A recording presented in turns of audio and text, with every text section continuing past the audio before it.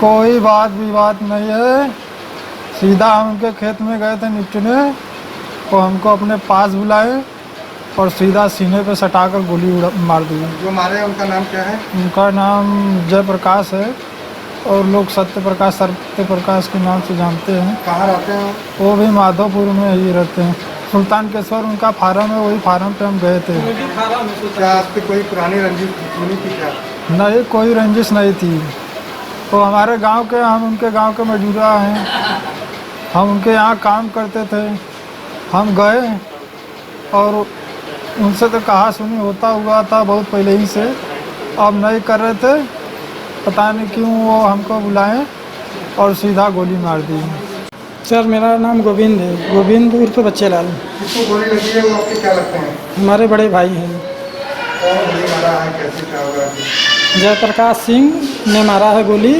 और सुबह गए थे उनके पंपी सेट पे, मुर्गी फार्म है सुल्तानकेश्वर से 100 मीटर पहले बाएं साइड, ठीक है।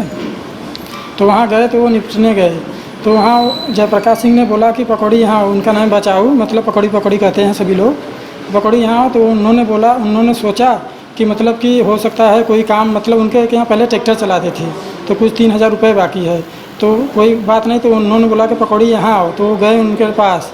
तो कोई ठाकुर आया था बंदूक लेके, वो पिस्टल मतलब स्टील कलर का था, स्टील। तो उन्होंने बोला कि हो सकता है चाचा हमारे कोई काम के लिए भेजेंगे। तो उन्होंने बुलाया, देखे कि बंदूक खोल के देखे कि गोली है कि नहीं, फिर उसमें गोली भरे।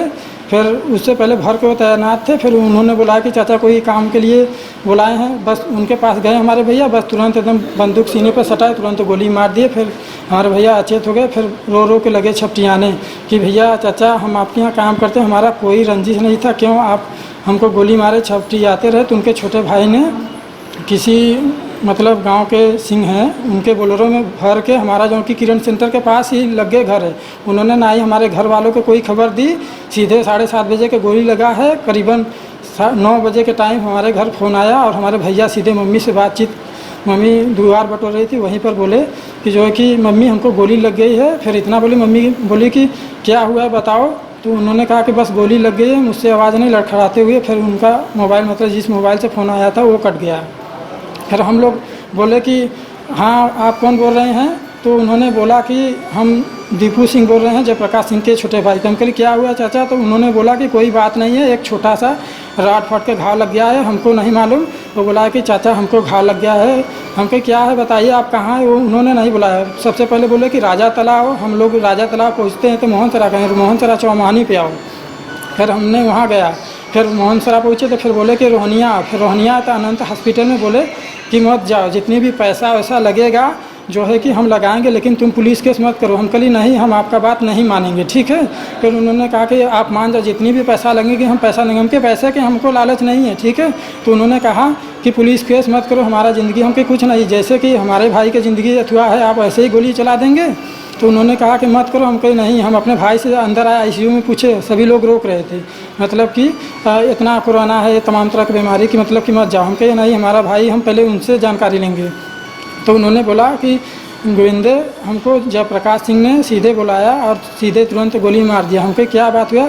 तो मतलब गोली सोली मारे, वही पैसा वैसा हमारे भाई का पूरा, मतलब कि जो है कि पैसा 3000 बाकी था। और उसके मरीज को हॉस्पिटल कौन लेकर आया? मरीज को हॉस्पिटल जो मारा है उनके छोटे भाई ने ले आया है।